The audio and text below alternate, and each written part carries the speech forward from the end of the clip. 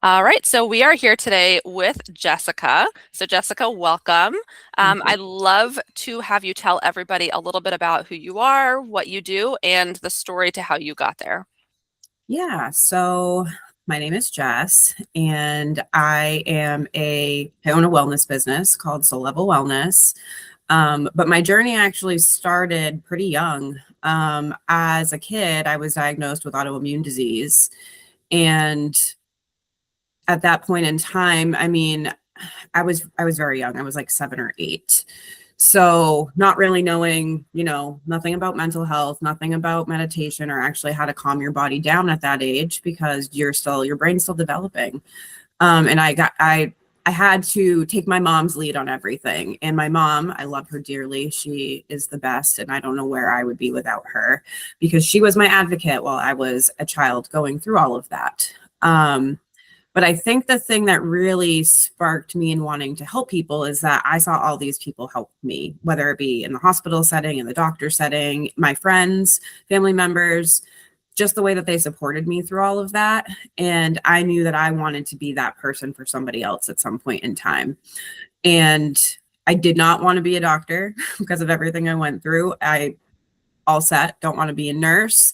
But I definitely, as a teenager, struggled with some mental health issues that are linked to any time that, mental health can pop up when your physical health is not doing too well. And so in high school, I actually took an intro to psychology class. It was offered as like a special, if you want to call it. And I really liked it. And I was like, I think that this is how I can help other people. So I went to the University of New Hampshire and I got my degree in psychology and started working in like group homes. And I did ABA, behavior therapy for kids with autism or anywhere on the spectrum. I did in-home services with them. I've done a lot of stuff in the mental health field. I'm currently a full-time social worker at Southern New Hampshire Medical Center in Nashua. It's an acute care hospital. And I work on the telemetry floor, which is a cardiac unit. So it's very fast paced and you got to be able to keep yourself grounded and keep a good head on your shoulders to deal with some of these patients because they're going through some really scary stuff.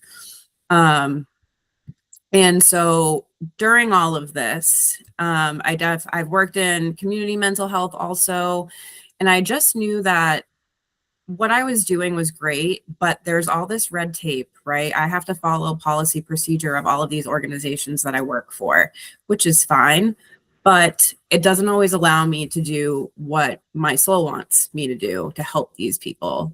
I'm an empath by nature, so I can tell somebody how somebody's feeling based off their energy, whether their words match that or not. And there are times where I've had clients that probably would have benefited from some tough love, but in those settings, you can't really give the tough love, or vice versa. This patient or this client needs a little bit more hand holding per se.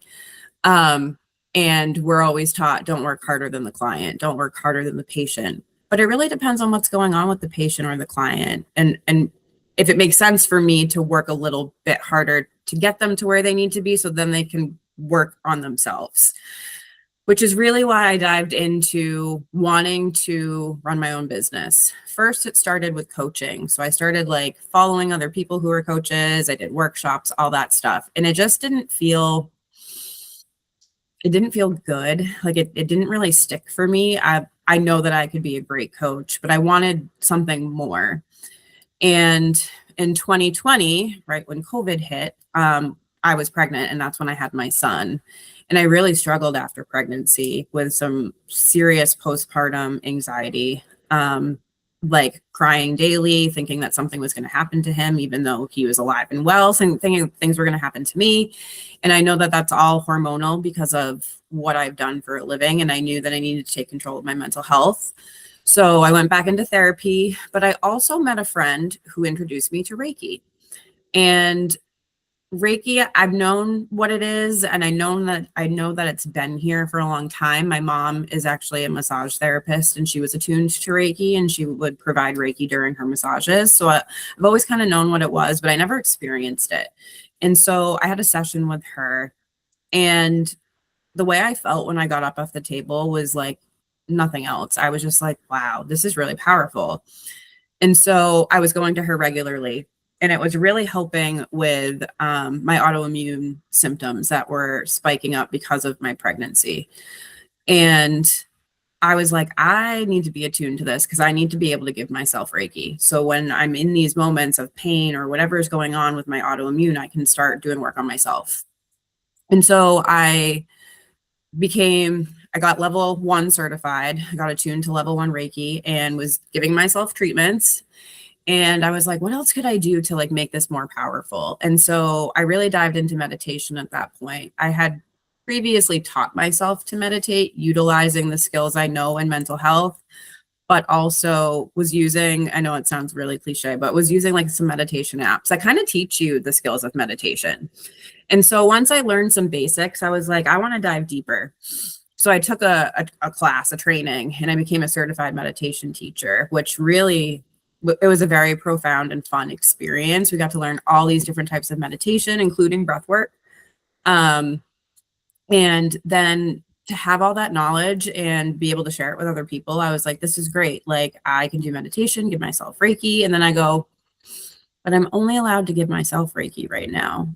And that was when I decided I'm going to go to level 2. And I actually went to level 3 as well and became a Reiki master so that I can provide services to other people, not just myself.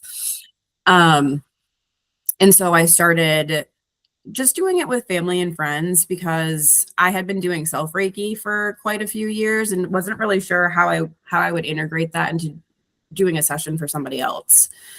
And so I was doing it for family and friends, was getting some really positive feedback. And I was like, I got to go all in. This is what I want to do. I want this to be my business. I want to be able to provide other holistic services to people who are struggling either mental health wise or physical health wise or both. And by no means, this is not a cure-all or a fix for anybody's mental health issues, illness, whatever you're going through. I mean, I still have autoimmune disease, even though I'm not currently in a flare. It's still here. It did not cure me, but it helps. It helps the process along, especially if you do it regularly. So I decided I'm going to start a business, and I did. I got a business coach who also, she actually started by doing sound therapy training for other people. And I was like, this is great. I'm going to get the sound healing that I want, and I'm going to get help on the business end. And she was wonderful. Her name is Nicole Joyelle. She resides in Canada, but she does all types of sound healing as well as mentoring coaches and business. So she was the one who really helped me get the business up and going. She told me what I needed to do as far as like, how do I register with the state and all those types of things. And as soon as she told me what I needed to do, I just did it. I just jumped all in because I could sit here and I could plan and I could think and I could process all I want, but nothing was ever going to happen unless I took action. So I just did it. And I was like, I'm going to do it scared, and I'm going to learn while I do it with some guidance, of course. So I finished her training and became, I don't want to say certified in sound healing because there really is no governing body that like regulates sound healing like there is for Reiki and other types of modalities. So I finished her program, so I'm certified in sound healing. But I also got that business aspect from her. So I kind of knew what I was doing. And then I was like, all right, well, I need to find a space to be able to have sessions with people. And at first, I lived in an apartment, so I didn't really have space at home. So I was going to people's homes and doing it in their home, as long as they were people that I either knew or had been talking to and trusted, because you never really know what's happening when you go into somebody else's home. So I had to play it safe. But all the people that I did it for, they loved it, and they kept rebooking with me. And so I was like, I really need to find a space. So I ended up finding a massage therapist in Nashua. She's now actually located in Merrimack, and she owns Release Massage New Hampshire. She's a very wonderful human being. Her specialty is deep tissue. That's pretty much all she does, but she does it intuitively, and I think that's great. And so she pulled me in, and I rented a room for her for the last year. But I unfortunately had to stop renting from her currently only because of some financial issues. Unfortunately, my boyfriend is not currently working, so I had to stop paying the overhead just to make sure that we can make the bills here, at home before I dove back money into the business. So currently, I share space at a yoga studio in Hampstead, New Hampshire. It's called Monarch Yoga, like the butterfly. Her name is Mel. She is a wonderful human being. She does yin yoga, and we've collaborated on many events doing yin, sound, meditation, breath work, and sometimes Reiki. Um, and it's a little bit easier for me to work with her because I don't pay her a flat fee. I just get a percentage of what we do. So however many people come, I get a certain percentage, and a certain percentage goes to her and her overhead, which is great. So everybody's getting paid, and I'm not necessarily losing money by just renting a room. So I'm still able to provide my services utilizing her space. And I do hope to be able to go back into the Merrimack space because I like being able to be in two different locations because I've worked all throughout the state of New Hampshire, and I know a lot of people all throughout the state, and not everybody can get to Hampstead, and not everybody can get to Merrimack, and not everybody can get to Concord. It depends on where you're living. So I'm looking to have a couple of locations where I am a solid there. I'm not there all the time, but I am there. And if people want to book with me there, they can. So that's pretty much kind of how I got on this business journey. I've been doing this business for 2 years now, still learning as I go. The first year, I started halfway through the year, so it, didn't make a whole lot of progress. Last year, I did definitely better than the first few months of the previous year. And this year seems to be going pretty well. I've already done several events with Mel at the yoga studio. We were looking into doing some like day retreats, not a whole like overnight retreat, but there's a few day retreats we're looking into to hopefully see if they need some extra support because people have reached out to us asking. And I think that's great. We just want to build a community, and that's kind of where I have come from. We cannot heal, and you can heal by yourself, yes, but you also need community in order to do that. It takes a village, when you have a baby, everybody says it takes a village. It really does. And it takes a village to also, even if you don't have a baby, it still takes a village to feel supported and feel like you have people who can help you if something goes wrong, or like just life things. Like sometimes you really just need somebody to listen to you vent. You don't need any information from them back. You don't need any advice. You just need to let it off your chest. And so you have people to be able to do that with. And so Mel and I realized, we were both trying to do these things by ourselves, and it not that it wasn't working, but that we wanted more. And the way to get more is to build a community. So that's what we're working on, is building a community over at Monarch. Because eventually she would really like to open another studio in some other states.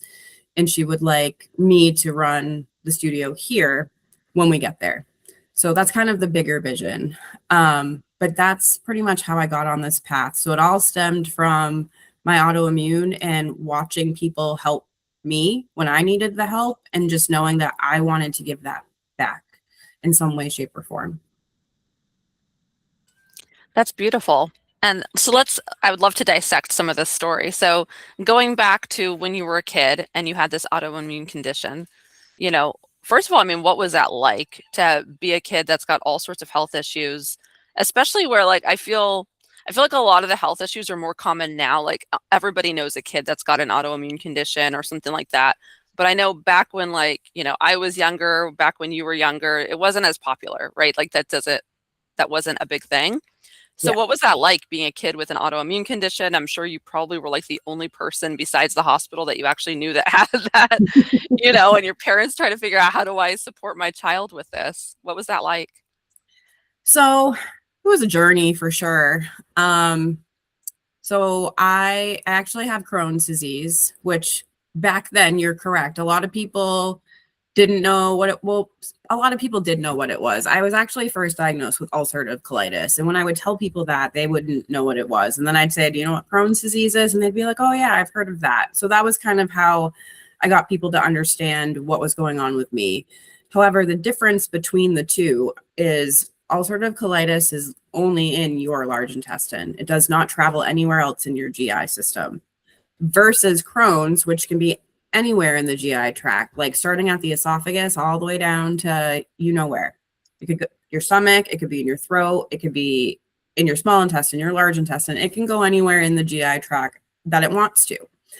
So the reason I say that I have Crohn's at this point is I actually had surgery when I was 14. So being a kid, having autoimmune was rough. I was in and out of school a lot. I did pass some of my classes, like just barely, but not because I wasn't intelligent, because I wasn't there to learn the material because I was at home and I was sick. So I was on a lot of medications. Some medications could put me in remission for a couple of years. Some put me in remission for a couple of months. And by the time I was 14, there just weren't any other meds for me to try. And one of the things with having autoimmune or being on any meds is at some point your body can get used to these meds and it's just going to stop working, which is what happened. I built up a tolerance to some of these meds and it didn't do anything for me anymore. And I would go back into a flare. I have to say, I had a really good support system of friends in school. I don't know if I could have done it without them. They would stick up for me when I didn't feel well. I would get picked on in school for being on prednisone and having what's called a moon face, where your cheeks get really puffy because you're retaining water from the steroids. And there was this one kid who would call me a chipmunk all the time. And my friends would get so pissed off at him. Like, they'd be like, dude, call her that one more time and see what's going to happen. Because he didn't understand what was going on with me, but all of my friends knew, like, this was not anything that I was trying to do. It's just a side effect of my medication. And it started making me feel horrible about myself. You know, like, God, am I gaining weight? Am I fat? Like, are my cheeks really that puffy? You know, you start asking yourself all these questions because that's not what I see when I look in the mirror. But if he's saying it, that must be what other people sees, you know? So I had a really good friend system. I had a lot of friends because I'm an only child. So I had a good group of friends. They all knew each other. Even if they didn't hang out together, they all knew each other because they were all affiliated with me. And if something was going on, even though they didn't necessarily, you know, Sally didn't necessarily hang out with Sue, Sally would still tell Sue, hey, this is what happened in math class today. When Jess is in science class with you, please keep an eye on her. You know, so I had a good support system, and my family was a good support system too. My cousins were great. They come over and visit me. My grandparents would come to the house and take care of me when my mom went to night school for massage therapy, and she was getting ready to quit because I went into a flare and somebody needed to be home with me. And my grandmother told her, don't you dare. I will come 3 nights a week and I will take care of Jess while you finish night school. So my grandmother was a huge part of my upbringing and my healing. And I use her. She, you know, she's passed on now. She passed away at age 93. So a great life. But I still feel her spirit, and her spirit is what keeps me going in this business, because oftentimes when I am doing my grounding practices before I work on other people, I'm calling in my ancestors, and that's my grandmother. She was the matriarch of our family. She's the one that kept our family together. And unfortunately, when she passed, our family did kind of dwindle apart a little bit. Only parts of it though. So I don't want to dive too much into that because it's a little too personal for other people. But her and my grandfather, her husband, I called him Papa.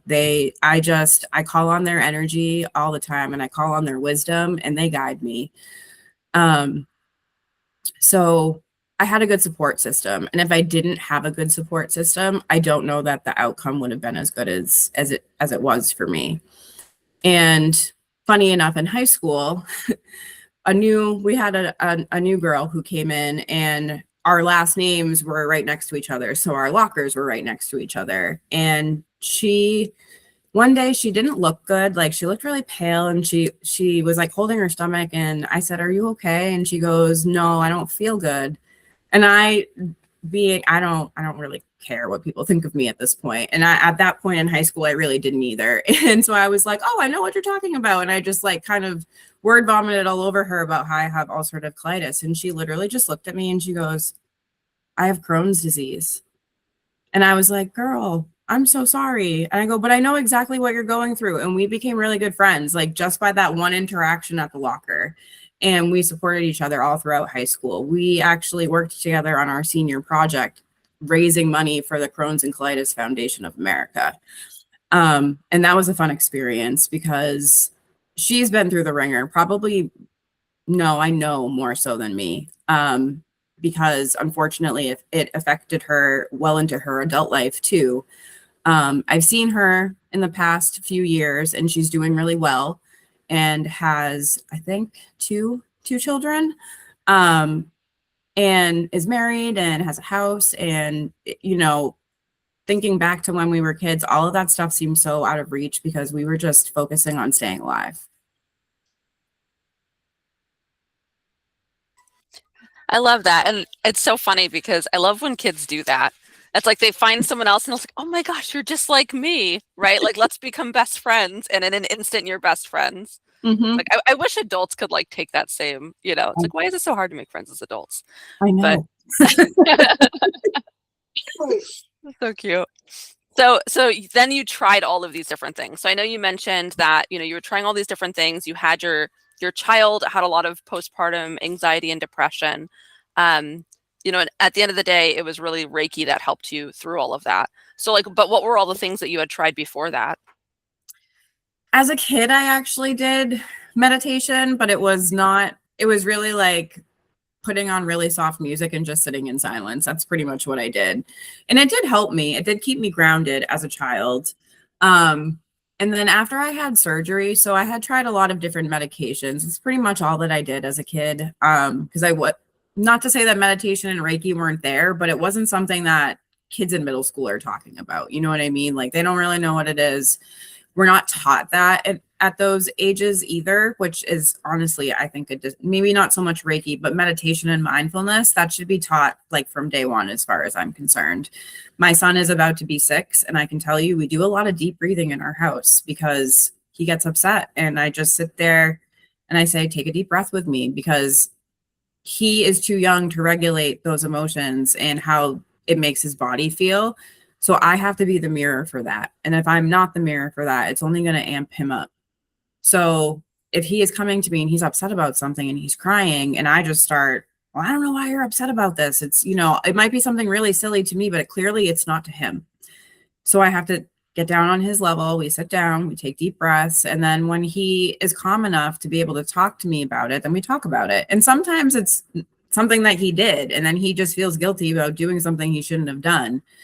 But I can't talk to him or process with him about it while he's so upset, because your brain is not working. Your prefrontal cortex is not working. All you can think about is the guilt or the shame or the anger or whatever it is that you're feeling as far as emotion going in your body.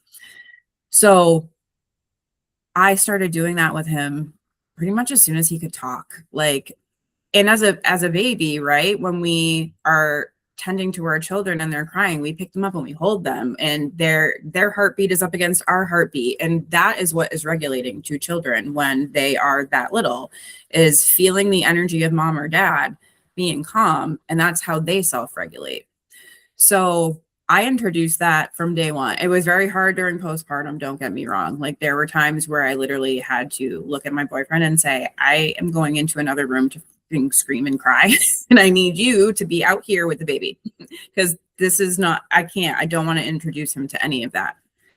So as a kid, I mean, my mom would tell me to breathe a lot and I didn't really understand what she meant. I do now. The breath is the pause before the action or the word or whatever you say. Like,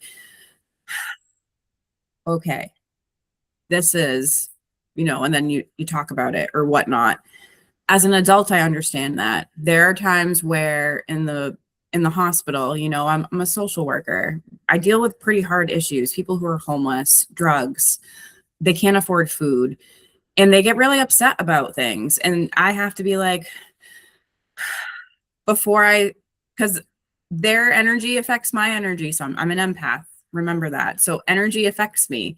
They get all uppity and antsy and they're yelling. It affects my energy field. And I have to be the one to remain grounded in order, one, because I'm a professional and I should not be yelling or screaming or saying mean things to clients in the work setting. But two, like, not letting their energy affect my energy. And another thing my mom taught me was observe, don't absorb. Observe what they are doing and how they are feeling. Don't absorb it, because if you do, you can't help them, because now you're on the same energy wavelength as them and your brain is not going to do the things that it should be doing. You're not going to say the things that you should be saying or want to say to help this person. You're just going to vibe with them and you're going to be stuck in the same energy pattern as them. So yes, my mom was a huge help. She is really what got me through, along with my friends, through the childhood years, with her telling me to breathe and me doing my form of meditation as a kid. As an adult, it was really utilizing the skills that I learned to help other people and use them myself, which any therapist, any social worker, anybody in this field will tell you it's so much easier to do it for somebody else than it is to do it for yourself. We do this not for money. We do it because it's a passion and we do it because we want to help other people, but we forget that we need help sometimes too. So during postpartum, that was really when I was like, you know what? I need to lean on my tribe. I need to lean on the skills that I also know. And I had to take a huge step back. And like, when I was feeling overwhelmed and super anxious, I would literally need to sit by myself in silence and just, they say you got to feel it to heal it. It's so true. Like, I literally would just have to cry it out. And there would be times where my boyfriend would open the door and he'd be like, "Are you okay?" And, I'm crying. And he go, "Anybody who cry, you want to like console them." And I said, "No, I have to cry. Just let me cry. Let me process my feelings." And I didn't really learn that until adulthood, unfortunately. Not because I wasn't taught it's because my body didn't develop the way other kids do. When you are that sick, like my body stopped growing. I was very thin. I couldn't keep a lot of food down, either for one reason or another, because I had GI issues, right? So my body didn't get the nutrients it needed as a kid to continue to grow properly. And when your body's in that much trauma, you actually stop growing because it's too busy doing all of the other things to make sure that you stay alive. So I went from being the tallest kid in the class to one of the shortest kids in the class. I always stayed very small and thin. And it wasn't until after I had surgery that I became probably more healthy, you could say. I was eating more food. I was retaining more nutrients. I started to grow again. And it was I just remember, you probably remember this too, like, you go home for summer break, right, from high school or something, and you go back the next year and you see like Don Joe, who like all of a sudden like had this huge glow up over the 3 months of summer. And you're like, wow, they don't even look like what they looked like 3 months ago when we left school. And I remember seeing people go through that. And I was just like, that's never going to be me. But it was me in my senior year, my junior to senior year. I had surgery when I was a freshman. And then by the time I had healed from surgery and my body got used to what was going on that was new, a new baseline, that happened for me. I grew a few inches. I'm a girl, so I developed. And I wasn't this little tiny thing that looked, frail and pale too. I know I look pale right now. It's because of the sun. But yeah, there was so much going on with my own body, my brain, all of it. Like, I didn't develop at the same rate as other kids did, physically or mentally. I was so busy trying to stay alive that I had a lot of friends, but I still had a lot of social deficits because I wasn't in school all the time with them. So when conflict would come up, I would just get really nervous and anxious because who wants conflict, right? And I had to learn over time, like what's worth fighting for and what's not worth fighting for. Like, is that worth your time? Are you really willing to die on this hill? Or can we just like agree to disagree and move on? And that all of that stuff actually came at a younger age. So to answer the question, most of what I did as a kid was all medication based as far as trying to remain healthy. Um, and it was more as an adult that I was like, I am an adult now and I have to take control of this.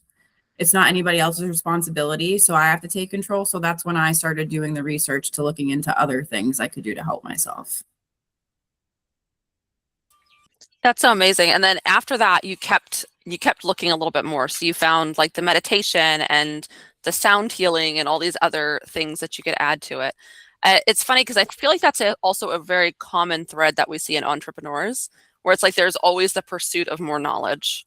Yes. It's like I start to experience something here and let me dive more into that. Let me dive more and keep pulling at that thread until we master something, right? Yeah. Did you always feel like you wanted to be an entrepreneur eventually, or is that something that just kind of happened?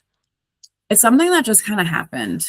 Um, when you go through high school and then you got to go to college, you got to go to college so you can figure out what you want to do and have a career. Or there was also the trades. The trades were not pushed as much when I was in school, but they're getting pushed more now, which I think is great because my boyfriend is in a trade. And even though he's 7 years older than me, he's still a younger person in a trade. And what he sees is it's a lot of older people and they're all aging out of the trades. And when they all age out of the trades, who's going to do all this stuff? So it's really nice to see that the trades are getting pushed more along with college. Not necessarily you have to go to college. You could also go to a trade school, or you could do both if you really want to. But I was in that time frame of like, you got to go to college, you got to go to college, you got to go to college. So I went to college and I got a degree in psychology because that's initially what I wanted to do. Is I wanted to do therapy. And then when I started working outside of college and realized that we don't make a lot of money doing this, I still always stuck with psychology and the career path that I chose. So any job that I had still had some type of psychology, mental health, or behavior management in it. And it wasn't until I was working in community mental health that I was like, I don't want to do this for the rest of my life. I don't want to be overworked, stressed out, and get paid this little to help other people. And like I still wanted to help other people. It was never not about helping people. It's that this wasn't sustainable. Like you're going to get burned out, then you're going to leave and you're going to go to another job just to do the same thing. That actually happened a few times for me. I started in like group homes working with kids who were super behavioral. And then I transitioned to community mental health because that was more, I could go into people's homes and I was driving and I had an office but it didn't matter because there was always still an agenda at the end of the day. How many people are you seeing? How many billable hours? This, that, the other thing. And if you're not meeting that criteria, then you don't get your bonus or you don't get a raise or whatever it is for whatever agency you're working for, right? And I was like, this isn't health. Like, this is not how this should work. And honestly, working in a hospital, I've always known that our health system has been a little broken because I live with chronic illness and I have literally lived it before. Insurance is a beast. Like figuring out how to get things covered is really like about how good the doctor writes your narrative. Like, if I've had medications denied, they're like, nope, insurance won't pay for it. You need a prior auth. You need all these things. And the doctor has to make me look really horrible on paper to get those things.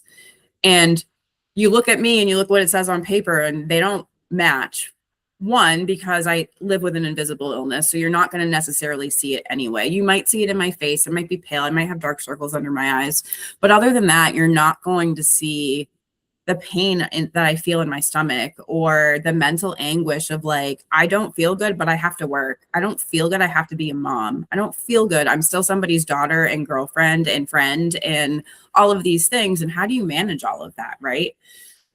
Which is what really led me into the self-care part, which is where the Reiki and the meditation and the sound came from, because those were all things that I was doing for me. And then I was like, I could do this to help other people. So that's kind of really how and correct, like I did Reiki and then I was like, but there's more. So then I did meditation. I go, and there's even more there. So then I went into sound, and I mean, there's a plethora of books behind me and I've only read half of them, but it's because these are all things that I want to dive into more and learn more about so that I can continue to grow my business and grow my knowledge and be able to support people in other ways than just Reiki and meditation and sound.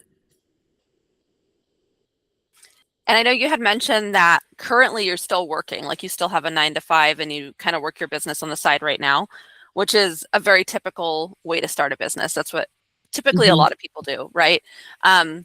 Is the plan to eventually have the business? Because I know you had also mentioned kind of you running the studio in New Hampshire as it expands to different states. Are you guys like technically a partnership, or how is that structured? What does that look like? So we are two different business entities that part, I mean, well, you could call it a partnership. It's not like we have a contract that we both signed and everything about like how we split funds and what percentage of things goes to the overhead of the studio. But we still very much advertise and market ourselves together for our events, but also separately. And vice versa. If I'm doing something without Mel, she's supporting me and she's putting it out there on social media and for her people, and vice versa. I would do the same for her. If she's doing a whole yoga thing or she's going to be on a retreat, I will share all of her information so that my people can see what she's doing, in hopes that we can build this community. So a partnership, yes, but not so much that we have combined into one business entity. We're still two. Um, and then what was the other part of your question? I'm so sorry. Yeah, no, that's okay. No, I was just trying to get a feeling for like where you're seeing the business grow in the next, maybe Oh, 5 years or so, like that's what you right. envision that looking like. Yeah, because you said yes, because I'm still working a full-time job. So Yeah. yes, the idea is I would love to be able to drop the part-time or per diem when the business is making enough money to do so. Um, right now, especially because I work in a hospital, I am the only 40-hour a week social worker in the hospital. The rest of them are at 36 hours. So I do work more than the rest of the social workers there, which is fine. It's stable income, especially right now where my guy's having a hard time. He's an electrician by trade, and this is slow season, so it's not anything new. It just stinks because weather and all that stuff. Like people just aren't doing construction and doing things that the way they do it in the summer where he's really busy. And so like I kind of plan for that sometimes too. Like that hasn't always happened, but it does definitely get slower. So it's not feasible for me to leave a 40-hour a week job right now until I am making a better income in the business.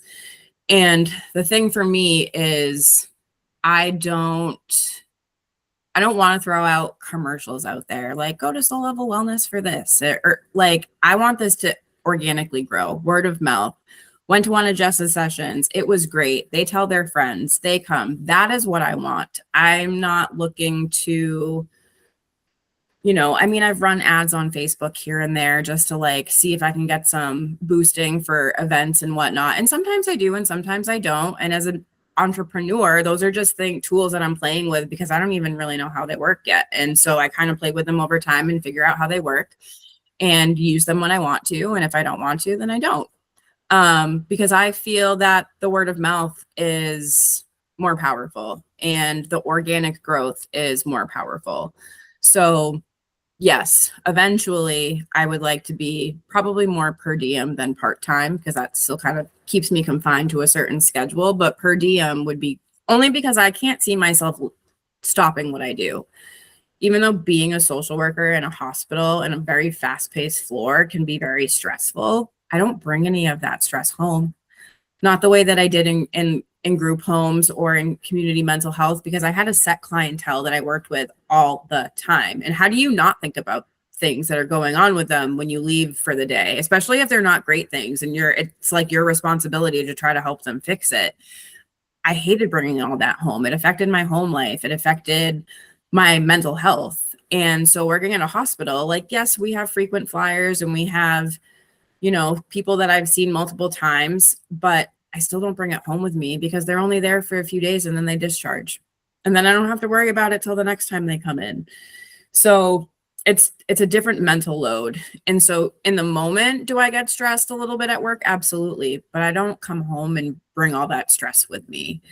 But I also can't see myself not doing some of that. Like that's what I've been doing for the last 16, 17 years. So a part of me is like, even if I won the lottery today, I would still run my business and I would still work with the public at the hospital, just at a probably a or decreased rate, because I still like what I do. Even when I'm dealing with the tough clients or the tough patients, it's never boring. I can tell you that. It keeps me on my toes. It keeps my brain thinking about, oh, maybe I should learn this to help my patients with this. Or, like in college, in psychology, I don't ever really remember diving into like polyvagal theory. And I've dived more into that now. And I probably should have. I don't know how popular it was when I was in college either. It might have been something that just was not talked about.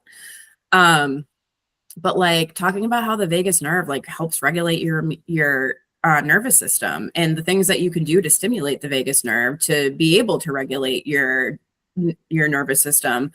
I utilize that in what I do, especially with breath work. Like one thing that people don't realize is that when you take a deep breath in, it's the exhale. The longer the exhale is, the more it stimulates that vagus nerve and tells your your nervous system that you're safe. So I really play on that when I guide people through breath. Like, yes, I want you to breathe deeply through your nose, but I really want you to like, it needs to be long, and it helps get your nervous system to be like, the tiger is not chasing me. I'm just sitting in a seat in my basement. You know what I mean? Because we live in a society where it's do this, hurry up. Why aren't we there yet? You're 2 minutes late. Like, it's not like that everywhere in the world, mind you. Like, there are actually other states in this country that are not like that. If you go to Georgia, you go to Texas, southern states, they take their time. They don't care. I have no idea what it is with, I live in New Hampshire. I don't know what it is with the New England states and like New York and some of the other bigger where it's just like go, go, go, fast, fast, fast. Why? Why do we need to be like that? Other countries aren't like that. Like, and look at their mental health and their physical health is better than ours. So like we got to go back to the roots and the basics of like self-care and how to regulate your nervous system. And it's okay to take a breath. And it's also okay to tell people, no, I'm not doing that. Yeah, no, absolutely. I agree. And I love the comparison too of like different countries and kind of how they operate. And it's so funny because my when I was growing up, my dad traveled a lot for work. And one of Nice. the places he went to a lot was France. And he would tell me, he would come home and he'd complain. He's like, they take like 2 hours to eat every meal that they eat because they sit down, they talk, and they just kind of snack throughout the 2 I'm Yeah, like, but it's so true. And so many of these other countries, they just slow down and take the time to process things and actually do them instead of that fast paced, that we see here. right. But yeah, so that's awesome. Let's, we're going to wrap this up pretty soon, but I'd love to, if somebody's in a spot where they're struggling with things like that, what is a piece of advice that you would give them? I mean, the biggest piece of advice I would give is probably so at any point in time, right? The whole purpose, and people talk about vibration and raising vibration, which everything in this world is made up of energy. And I will go back to what Nikola Tesla said, that the future of healing is vibration, frequency, and energy. And there are three things, and I talk about this all the time. I talk about it with my clients. I talk about it with the patients at the hospital. There are three things that you can do to help regulate your nervous system that don't cost you anything: breathing, movement, sound. You can create your own sound by humming. There are so many people. I don't know if people, I'm sure you've noticed in the past, but when you're working with other people and they're, like they're doing something and it's like they're so involved and they just kind of are like humming along or they're tapping their foot. that's why, because it's helping the creative flow and keeping the nervous system regulated, right? So sometimes it's an anxious thing when they're tapping or like bouncing their feet, but if you know why you do those things, like for me, when I hum, it's because like it's actually stimulating the vagus nerve and it's helping to keep my nervous system in check. Um, or I might, there's a lot of times at work where I sing. Like I'll be looking through the caseload of patients for the day. And if I see like a theme of like what the diagnosis is, the admitting diagnosis is for people, I'll just start like singing it in the office. And everybody thinks it's funny because they're like, oh, Jess is singing. And it's like, but it's like, it's almost getting me set up for like, I'm going to see all these people and they all have the same issue going on. But they probably all got to that same issue in a completely different way. And I know that, like, for instance, say I have like 6 people who all are substance abuse that I need to see. I struggle. That is not my wheelhouse in mental health. We actually have a recovery coach who works in the hospital, and I typically like push things off to him. I'll tag team with him too, but he hasn't been here for the past like week and a half. He's been on vacation. And so I've had to see all these substance abuse people, and I really struggle with those resources because they change so frequently. Like I can't keep track of them. And so I'll like start humming before. I'll be like, I'll hum and I'll sing and I'll do something because it just puts me in a better mood so that I can go see these people and not be biased or have this, already set notion in my head. And movement and breath. Like there are plenty of times before I walk into a patient's room that I know is going to give me a run for my money that and then I knock on the door. So those are 3 things I talk about all the time: breath, movement, sound. You can make your own sound. You can put the radio on. I mean, I'm sure that you can vouch for this. You ever hear like a really upbeat song in the car and you're just like, this is great. And you're bopping along. Like that is our nervous system, like vibing with that. And it's putting us in a good mood. It's the vibration and the frequency of that sound that is like, it's affecting our body. And if you ever, like, for instance, this is a really cool, I haven't posted this yet, but there was a day that I was sitting in the car and the music I was listening to was actually making ripples in my soda. Like I could see the ripples. And so I recorded it because it's the frequency and the vibration of the music that is making those ripples. And we're made up of 70% water. So it would be really silly of us to think that vibration and frequency doesn't affect us, because it absolutely does. It affects everything in our body, especially, like I said, because we're all made up of energy, and energy doesn't die. It just transfers. So I am a very big advocate of do the 3 things that you can do that don't cost you anything. Yes, I would love for people to come to my services, but I also want to provide value so that if you can't afford to come, mind you, I also do a sliding scale. So I want healing to be accessible and affordable to everybody. But if you really can't come, or for whatever reason, or, you don't want to, you don't want to be around a whole bunch of other people that day, I'm still providing value of things that you can do without needing to come to me, which is breath, sound, and movement. Awesome. Thank you so much. And we will make sure we put the links in the description as well. So if anybody does want to check out Jessica and her services, the links will be in the description so you can check those out. And I think we're good to go. Thank you so much for joining us, Jessica. Thank you for having me. It was a pleasure. Awesome.